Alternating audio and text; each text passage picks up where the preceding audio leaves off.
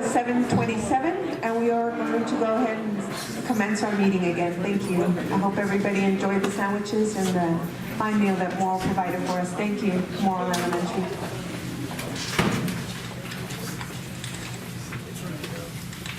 So the next item is item number 4, information and discussion. Item A, curriculum committee report. Mr. David Abundis. Yes, Madam Chair. Just real quick, some of the items we discussed was grading guidelines. Something that I brought up was that in the past, we've always talked about what should be the largest percent for one single grade. And from my understanding, the way it's written now, it's 30%. So one test could be worth 30% of the entire grade. So what staff's going to do is look at what other school districts do and bring back a proposition for us on how we want to look at that. But I think some of us at the committee meeting definitely felt that 30% for one grade and one grade only was excessive. So they're going to come back and present to us at a later date. Also was the dual language middle school. Some of the subjects that are being taught in the middle school for the dual language don't have the necessary, I guess, textbooks or resources. But from the meeting that was presented that day, some of the resources had been ordered and should be coming in. And it's as far as finding more resources, that's kind of an ongoing thing as well. We talked about Achieve 3000 possibly being used also as a resource for our middle schools. Just want to let the board know, I know we had talked about maybe expanding to the high school with dual language, but right now it's pretty much going to be just pre-K through 8th grade. Even next year, and remember our original cohorts are 8th graders this year. But unfortunately for now, we're going to keep it as pre-K through 8th grade for dual language. Also, they talked about the PSPs. They're on the agenda, so I'll let them, I'll save that for when they present. And like mentioned earlier, RITE, a few years ago was IR. So from IR all the way to 6 distinctions was very honorable. So that was also mentioned at that meeting. So good job, RITE Elementary. And then we talked about some of the school that's IR that's going to have to present tonight, and they're here for that. And then you mentioned a curriculum audit. And I think Ms. Gallegos mentioned that you wanted somebody that it was suggested that we bring in somebody that presented at TASB, but Ms. Gallegos mentioned that Region 20 does a similar service as far as curriculum audits at our campuses. And I believe one campus currently is going through a curriculum audit. Ms. Gallegos, what school is going through our curriculum audit currently? That'd be Stonewall Flander, sir. Stonewall That'll Flander. happen on November 30th. November 30th. So we're going to look into maybe doing curriculum audits at other campuses as well. That's going to be discussed at the next curriculum meeting. Other than that, that pretty much adjourned our meeting and ends my presentation, Madam Chair. Thank you, Mr. Abundis. And I did also share that information from TASB with Mr. Madrigal. Mr. Madrigal, I believe he may have actually gave it over to Mrs. Gallegos as well. And so we can go ahead and discuss that at our next curriculum meeting. Thank you very much. The next item on the agenda is 4B, the Insurance Committee report. Mr. Juan Mancha. Thank you, Ms. Casares. This time, I would like to turn it over to Ms. Guajardo, since she's the one that submitted the report. What are you reading the minutes? Actually, Ms. Tudyk. Well, you know, I just want to make sure, because she's the one that submitted it, so I would like for her to read it. Because I think there's a lot of things in here that I do not see that we discussed. So if I may, I know Ms. Tudyk is usually the one that does it.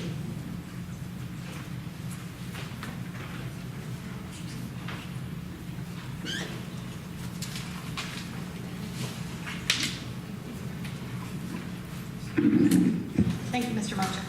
The Board Insurance Committee meeting was called to order at 5:15 p.m. by Mr. Juan Mancha, Chairperson. In attendance were Ray Madrigal, Superintendent, Diane Tudyk, Executive Director of Human Resources, and myself, Elizabeth Guajardo, Benefits Coordinator. Irma Cáceres, Board President, arrived at 5:20 p.m. Carlos Quesada, Board Member, was unable to attend the meeting.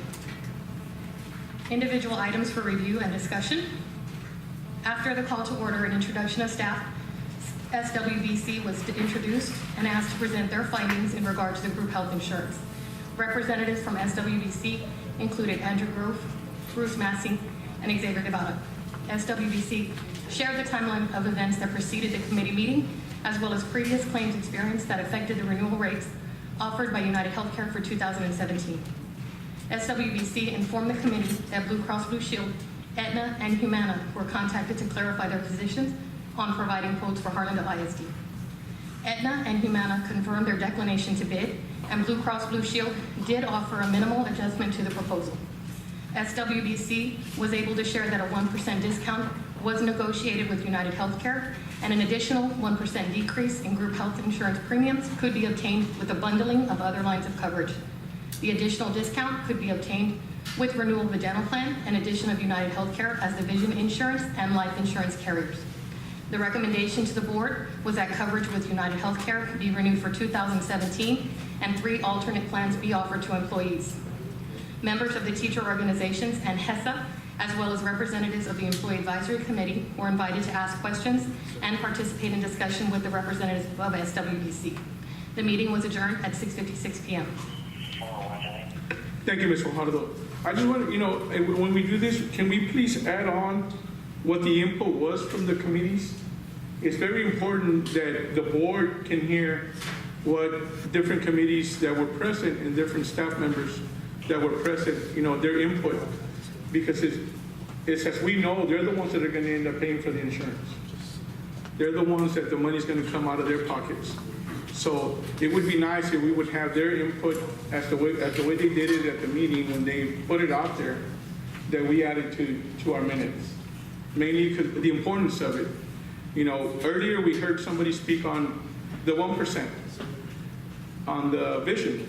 Well, the part that wasn't said is that if we don't take the vision from United Health, if I'm correct, you don't get the 1%. Is that correct, sir? So it's not on here. So that's important because we're thinking that they're automatically going to take the 1%, the people that were not at the meeting. But now if the groups decided that they don't want it, then I want them to understand that they're going to lose that 1% savings that was offered to them. Can I ask a point for clarification, Mr. Mancha, if you don't mind? Yes, sir. No, I don't mind, please. So I'm confused too, because what they said earlier. So is it a total of 2% if we go with the recommended dental and vision? That's or is it 1%? Do we get 1% no matter what? And then if we add the other one, is that the other 1%? Okay, according to the notes, it's 2% total. Yes, Mr. Madrigal, just a second, Mr. Ortiz, because Mr. That was my point. I need some clarification there. Right, I understand. Yes, we can answer that question, and again, I'll let Ms. Fajardo and I'll add anything else. Ma'am, can you share with us exactly what United Health presented to us and what they brought forward? Yes, sir. And then about the bundling and how that can lead up into additional 1%, which could be a total of 2, depending on what decisions our board makes tonight. Ma'am? Thank you. Mr. Abundis, SWBC will be doing a presentation later today, and they'll also clarify further. The 1% was given as a negotiation just up front. So United Healthcare was willing to reduce the premium amounts by 1%. And then if we bundle our products, then we'll get an additional 1% on top of that. Okay, thank you. Thank you, Ms. Fajardo. And I know they're going to do a presentation. I just wanted to make sure that we, the board, and also we, the community, understands that it's not an automatic 1% or 2%. It is still up to us. Thank you. Thank you, Mr. Mancha. The next item is item number 4, letter C, delinquent tax collection report for January through June 2016. This is I have to stay holding it? Okay. Lelia Gibson, presenting a delinquent tax collection report. I believe your report starts on page 9 for you. And I'm going to give a very brief report because we went very detailed in the committee meeting and answered a lot of questions. But really, we wanted to give you a January to June update. What you have before you is all the data from July to June, which that's our tax cycle. And so in our world, we think about taxes July to June, and obviously we just had July of 2016, so we're already in the next cycle. What I did want to let you know about is that from January to June, we handled and participated in 850 installment payment arrangements. And those are things that we do through the tax office. For the entire period, it was 1,497. And that's actually on page 19 for you, where we talk about the installment payment plans. But those installment payment plans covered a total of $2.0 million that were due to the district. And so we're still giving folks the opportunity to pay in installment payment plans. That's whether they haven't been sued, they have been sued, they have a property ready to go to tax sale. At any time, we're able to work a payment plan with residents and also with businesses. Also to let you know that during that same time frame, from January to June, we handled 551 inbound phone calls or correspondence. Correspondence now includes email. So we handle all of that, and we respond to taxpayer requests for information. For the whole July to June, it was about 1,262 incoming calls and correspondence. And we do have staff that speak Spanish as well. I myself speak Spanish, and so if somebody wants to talk to a lawyer in Spanish, we can definitely accommodate them. And those phone calls represented accounts that totaled $1.9 million. So it's all about getting in communication with folks. I will also let you know on your page 22, we give you the lawsuit information.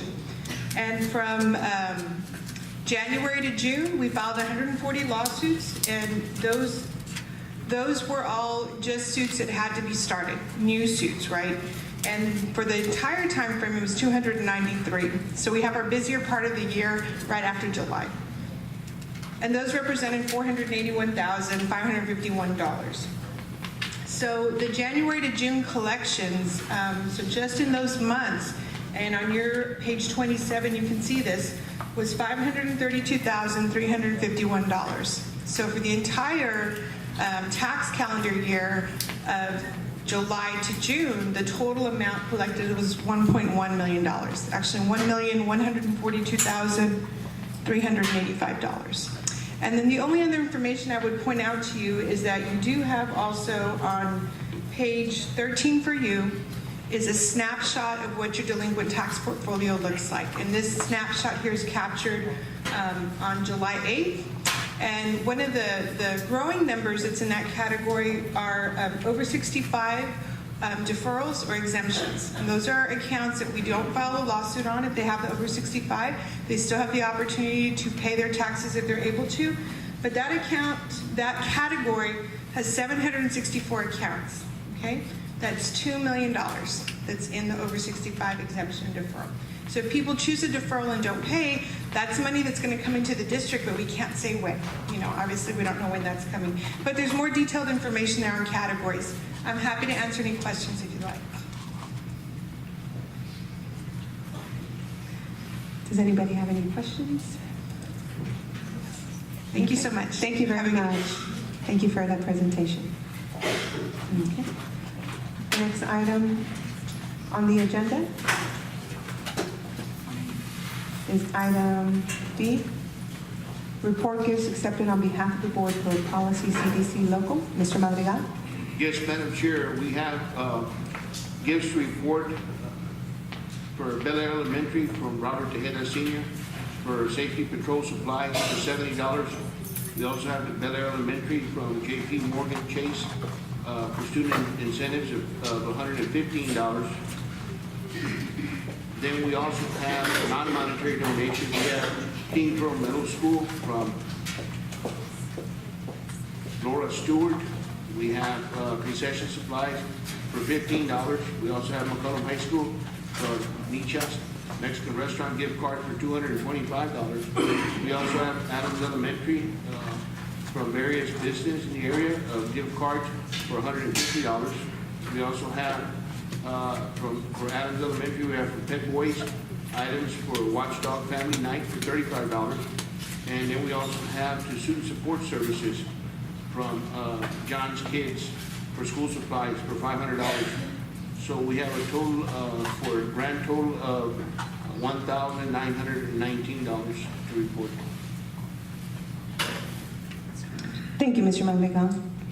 The next item is item E, Finance Committee Report. Mr. Carlos Quesada. Yes, ma'am. Before I turn it over to Mr. Hernandez, I just wanted to point out, all this talk about Wright Elementary, I have to point out that I'm a graduate of Wright Elementary. I went there in kindergarten to 5th grade, so continue the excellence, the tradition of excellence, ma'am. Thank you so much. Mr. Hernandez? Yes, sir, absolutely. In our Finance Committee meeting held on September 21st, it was opened at 6:16 p.m. Mr. Quesada was chair. Ms. Irma Cáceres member, Ms. Carrillo member, but was absent that evening. Staff members present were Mr. Madrigal and myself. Guest members that attended was Kerry Wells and Lilia Gibson of Linebarger, Grogan, Blair, and Sampson. And also present were our financial advisor, Richard Acosta with RBC Capital Markets, and Clay Binford with Norton, Rose, and Fulbright. In the meeting, the committee discussed and heard, as Ms. Gibson alluded to, was they heard and discussed in more detail the summary of the delinquent tax collection report for January through June of 2016. So she highlighted many of the pertinent information regarding that report. And so, again, I think it was a good presentation. She's always available to answer any questions. The next item that was discussed was the possible refunding of bond series 2007-2009. Again, the market is favoring the district to do a refunding of current existing bonds in order to achieve a lower interest rate. It's basically the same thing as when someone refinances their home and mortgage, and they do it for lower interest costs. So this is basically the same concept. The net present value savings would be about $6.9 million. The overall savings would be 13.2%. And there's two types of instruments that will be presented this evening later on in the meeting to do a refunding using bank qualified instruments and standard refunding bonds. After the discussion and presentation to the committee approved for staff to bring it to tonight's board meeting, which is on your agenda. The last item discussed was the investment report for the quarter ending June 30th, 2016. Again, the district continues to invest its funds, the general fund, debt service, capital projects, and now bond 2015. A grand total of $130 million is being managed within staff.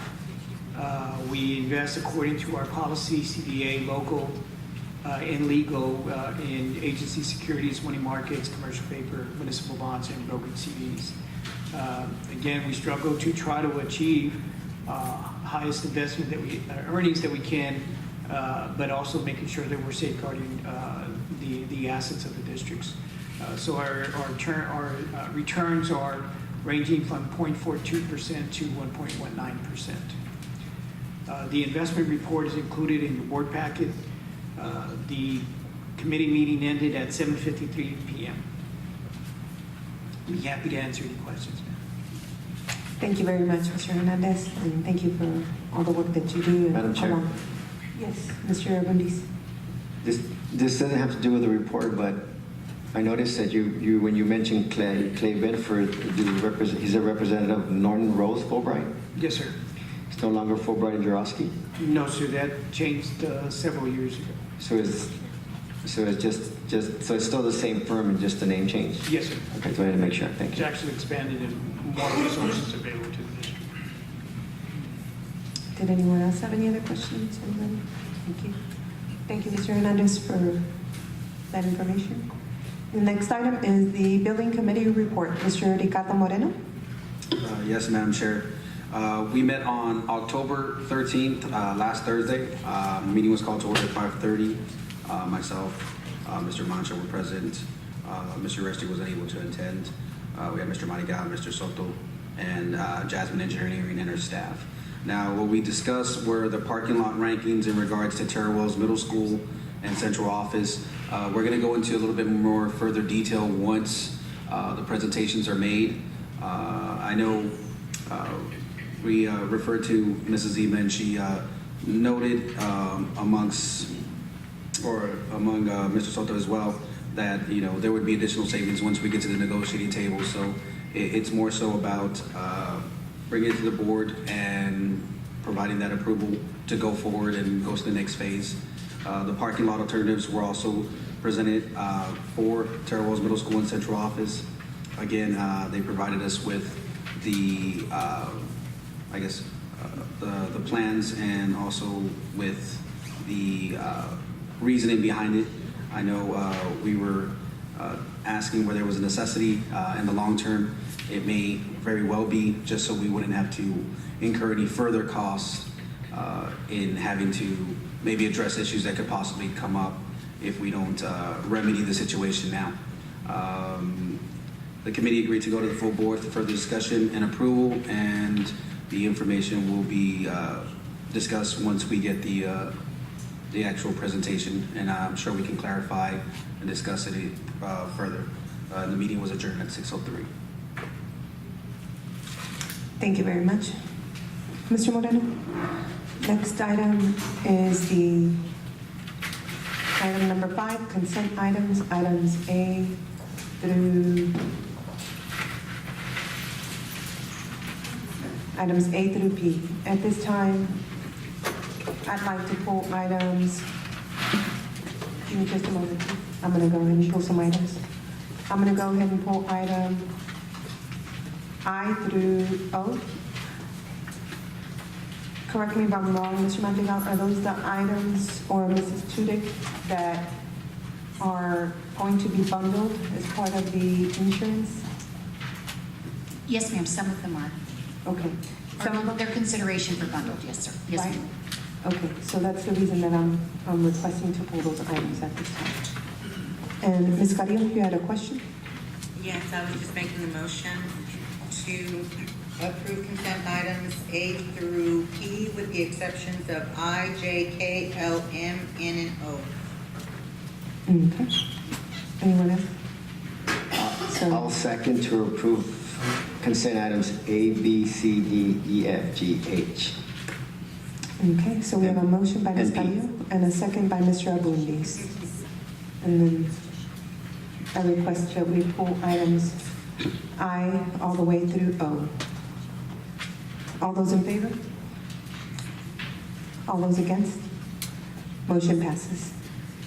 So at this time, I'd like to, yes, Mr. Abundis?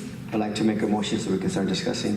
I'd like to approve approval for voluntary dental insurance to be offered by the authorized agent for purchase by district employees effective January 1st, 2017. That's Second. We have a motion and a second by Mr. Mancha. So, discussion. At this time, the reason I pulled these items is because I wanted to hear from the committee, because I believe we can hear from them if they're here in the audience. They were part of our insurance committee meetings, and I believe that there was a request for us, correct me if I'm wrong, Mr. Mancha, for us to go out and try to see if there was something better that we could offer our employees regarding the dental plan. And they may actually want to go with the vision that is currently offered through United. Correct. Okay. So at this time, I'd like to ask SWBC just to come up and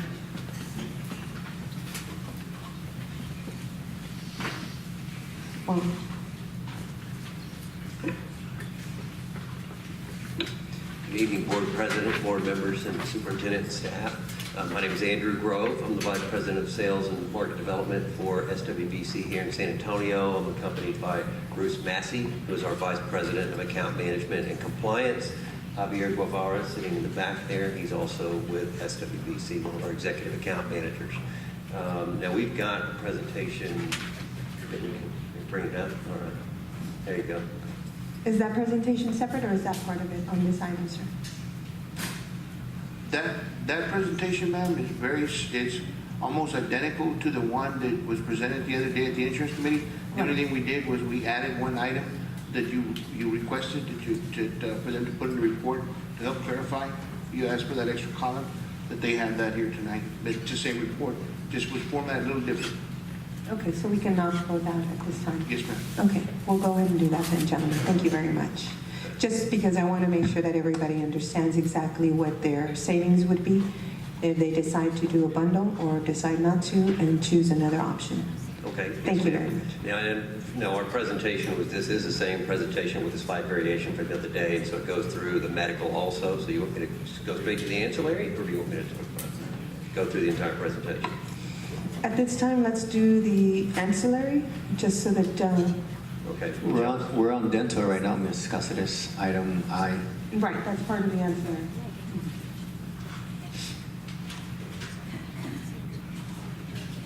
Basically, what we had was really to do with the voluntary products, or the dental insurance was really tying the recommendation to it. So as was clarified earlier on, United Healthcare, we were able to negotiate a 1% discount from where their renewal position was.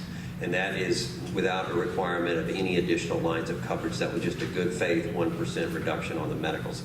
That's in the numbers that we presented the last time. Now, the dental insurance, we really didn't talk about a lot, but basically you're in the middle, if your dental plan is with United Healthcare, it was added last year. Part of that, adding that product on, the district received a $5 credit per employee per month for adding that line of coverage. So over the last 12 months, you received a credit that went back to the employees for the dental insurance that was roughly $105,000. So no, $5 doesn't sound like much, but times 1,700 employees, times 12, that equaled about $105,000. Now, the renewal comes up January 1 for this line of coverage, and the dental, there is no rate increase at all from United Healthcare. Now, they are willing and have already offered to continue that $5 credit. It goes into the first 3 months of the year. So that's an additional $25,000 credit that would be credited back to the employees. So the dental insurance, there's really no change. The rates are staying the same. You retain the credit that you got last year moving forward, but it's not something that's tied to the medical. You could certainly do what you want. Now, in our analysis of the dental insurance, somewhat a similar story to what we're seeing on the medical insurance. The dental insurance loss ratio is not running very well either. It's close to 100% loss ratio. So we have talked to a couple of other vendors, and roughly where we're seeing the marketplace coming in is roughly 13 to 15% above the pricing that you have today.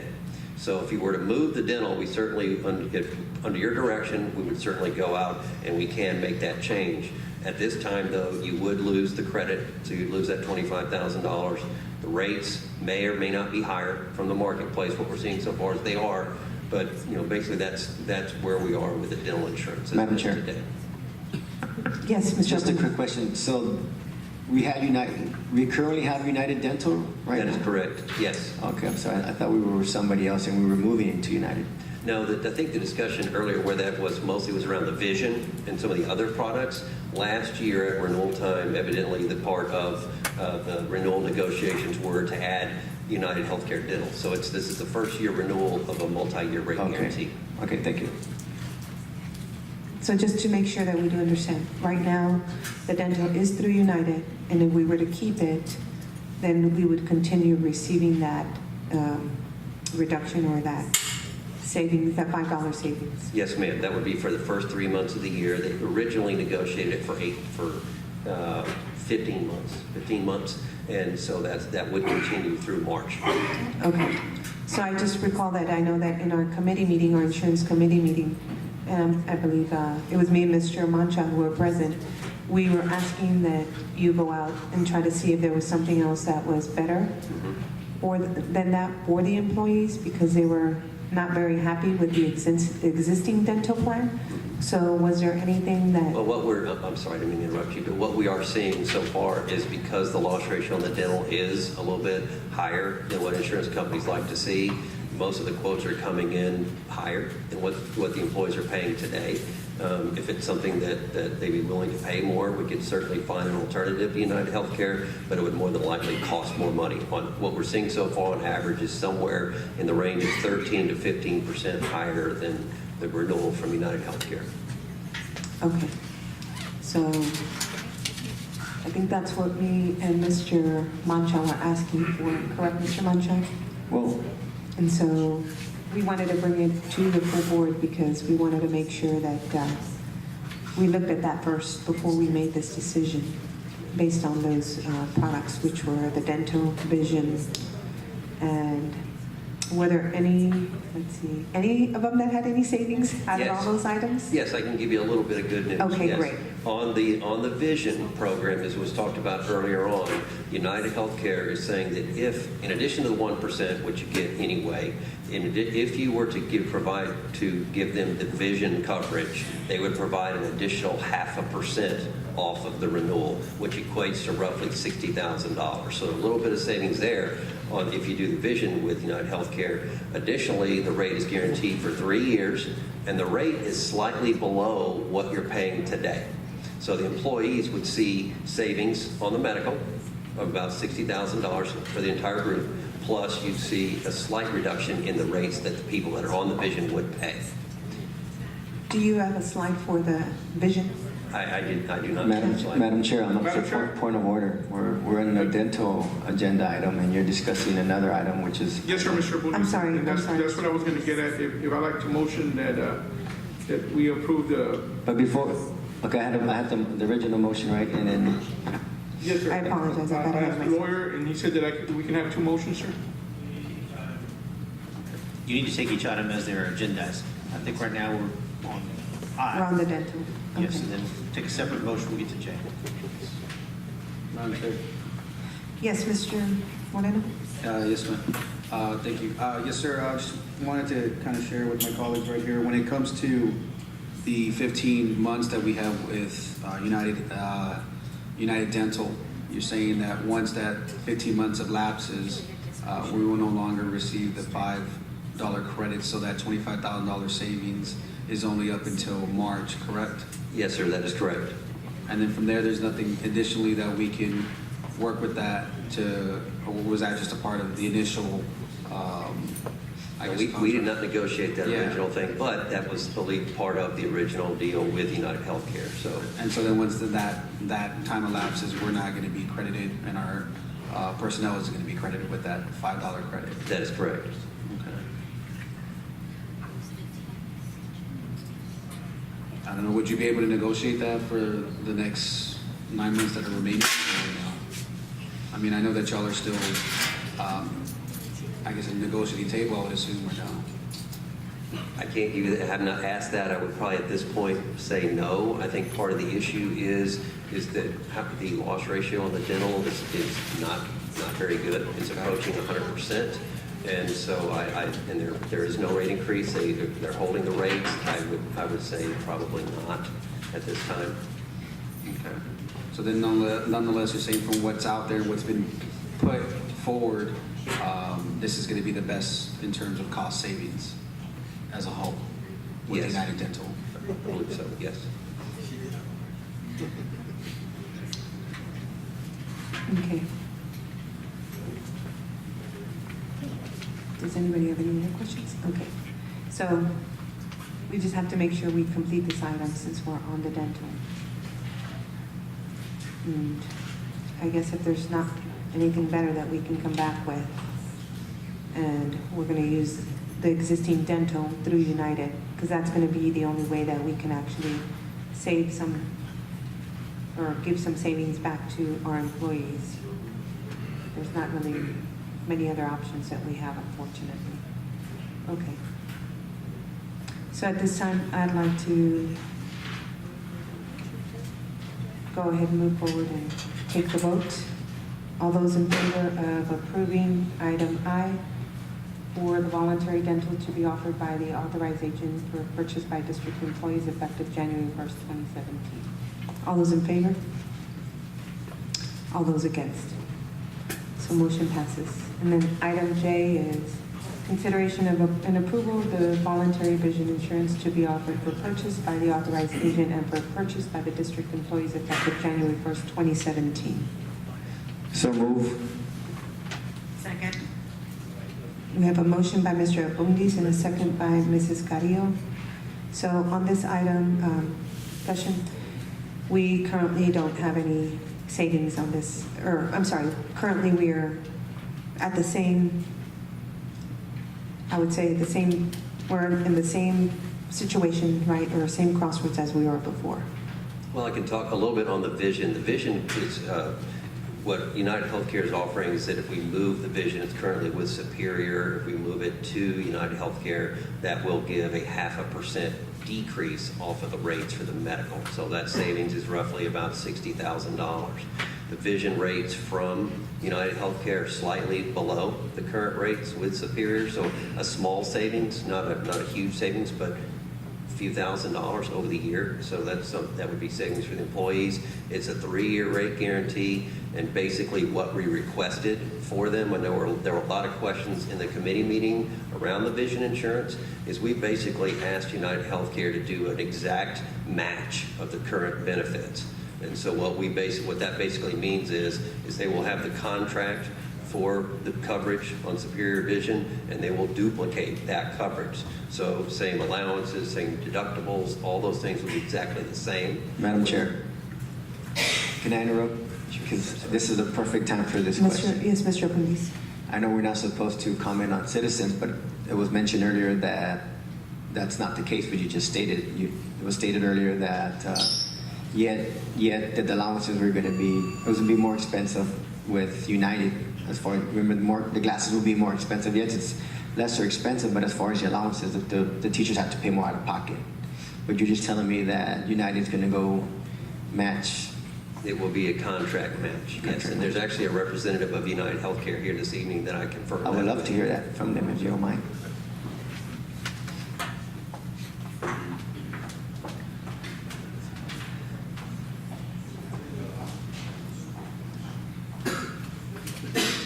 Good afternoon, or good evening, Board. Yes, I'm Karen Woods with United Healthcare. Yes, so when we were doing the process of the bidding for the vision benefits, we basically look at the current contract that you have in place for your vision benefits and bump it up against our system to be able to match exactly. So to answer your question, the contracted rates would, the allowable amounts would match in terms of what would cover in terms of the exams and the frames and the allowances of that from that standpoint. And it's a lower rate as well, you said? Correct. Okay, that's all I need to know. Thank you. Okay. Well, you heard it straight from United Healthcare, so. All right, thank you for that. Yes, Mr. Madrigal? I was just going to ask Ms. Woods, is there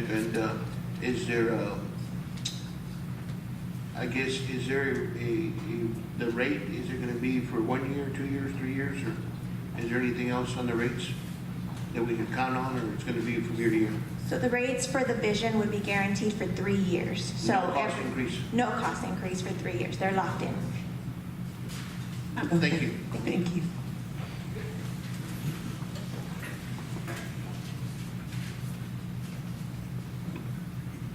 Go ahead, Brendan, I'm sorry. Was there something else that you were going to go over? Okay. Okay, so item I, which is the board consideration and approval, we have a motion and a second. So all those in favor? Item J, I apologize. I'm going through the wrong letters. Item J, all those in favor? All those against? Motion passes. And then we have item K through board consideration and approval for voluntary disability insurance to be offered by the authorized agent for purchase by district employees effective January 1st, 2017. So moved, Madam Chair. Thank you, Mr. Green. We have a motion and a second. Motion by Mr. Abundis and a second by Mrs. Carrillo. And we just want to make sure that this item, we're going through each one of them to find out if there's anything that's changed or if it's going to stay the same. I'm going to ask my colleague, Javier, on the voluntary the disability. Oh, and the disability, yes, we are at this time looking at similar coverage with for better rates. We don't have them locked down yet, but they are out there. The loss ratio, unfortunately, for the Unum disability also is quite challenging, but we feel confident that we will do the due diligence looking for the better plans at better rates for all of the ancillary products. Most of them we have locked down, but the disability is one. It's going to be a Childs will have. Madam Chair. Yes, Mr. Abundis, go ahead. So what are we approving? You made it seem like we're still going out for bidders, or, because let me ask my first question first. We're currently with Unum then? We're currently with Unum? Who are we currently with? Unum. So who are you guys proposing? I'm sorry? Who are you guys proposing? Well, we have our calls out to the disability marketplace, which is the Hartford, Lincoln, several other companies, but they have not responded with a proposal as of yet. Oh, Mr. Attorney, so is that agenda item written correctly then? Right. Obviously, there's no recommendation being made to the board, so. Madam Chair? Okay, so we would not be able to vote on this item. So we don't vote on this, it's just kind of presentation, they're gonna come back in a few weeks or something to present something to us. So we're pulling, I made a motion to approve thinking there was something for approval the way it was written. So I'll take back my motion now, Madam Chair. Okay, so at this time, Mrs. Madam President, Yes, Ms. Judith. May I suggest? if I could clarify the language. This is the same language that we've used historically in the past with our other agent of record. What the board had charged the other agent of record is go out and find the best that you can and bring it forward. And so this language mirrors the language, we just took it off the language from previous board agendas. And what we believe this to be, and if we're incorrect, Mr. Tovar, please let us know, is that what we're asking SWBC to do is go out, and we are entrusting them as part of being selected as our agent of record, go and get the best disability that you can find. And so when we look at as for voluntary disability insurance to be offered by the authorized agent for purchase, is that's what we thought we were doing. I still don't think that changes what's before the board now. What I recommend is maybe a motion being made to bring this particular item back once a specific recommendation is brought to the board. Okay, so then at this time, we would have to suspend this. I'll go ahead and make a motion then. I motion to suspend item K until I don't know how long, until the recommendation is ready to be brought forth, which shouldn't be longer than a month. By the next regular regular call board meeting. Would that be sufficient time, 30 days? Yeah, okay. Mr. Madrigal, would that be sufficient time for your staff, sir? Ma'am, I'm going to check with staff, and of course, I'm going to ask the gentleman here because they're the ones that are going to be out there. But my question before asking you that specific question is would it be safe for you to say that you're promising us at least the same current rates we have with Unum, but possibly a lower rate, or you're not sure as of today? As of today, I'm not sure. They've offered a 20% above current as a renewal offer. So we're trying to go back out the same kind of claims experience and try to negotiate with other carriers to get you a better rate. And then, again, correct me if I'm wrong, but that is because of our cost-loss ratio currently? Yes. With our current plan?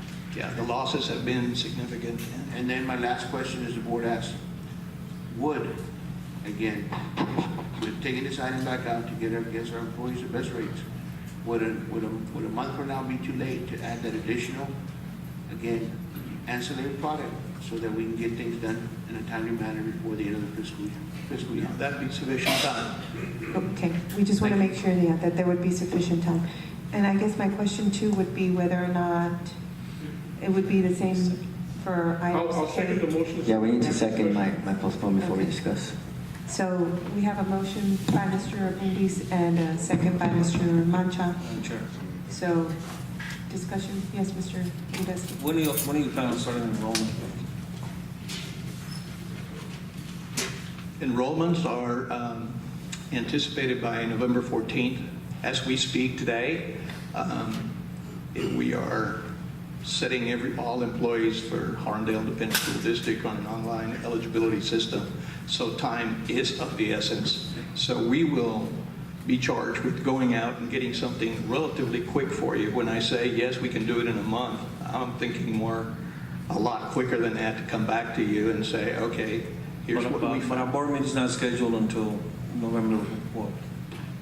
14. The next one we have is the, yes. that is November correct. 14th, so. Well, that's gonna be ample, 14th. that's gonna be ample time to be able to, by the time we vote on it and everything, to be Madam able to Chair. register them. At this time, we have several companies with better rates on all the rest of the ancillary products.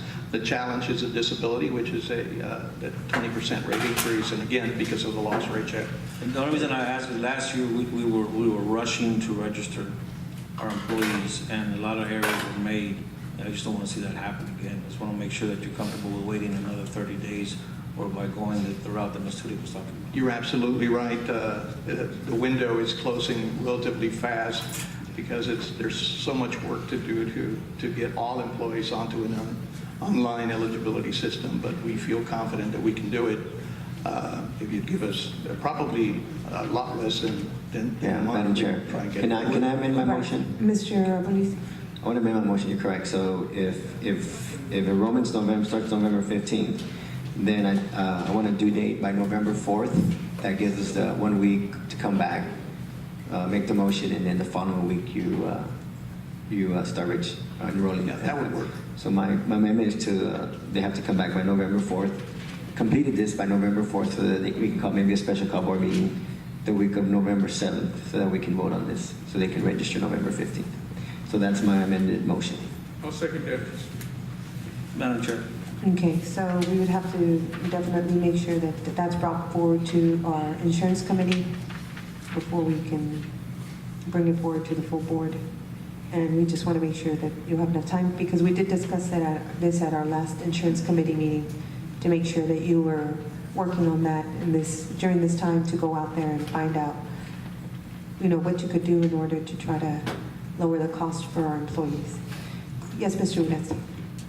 We still have the option of allowing Ms. Tudyk to take over this and approving it tonight so that we don't take a chance on not being able to register our employees in time. I know, but we could allow them to bring back the best one that they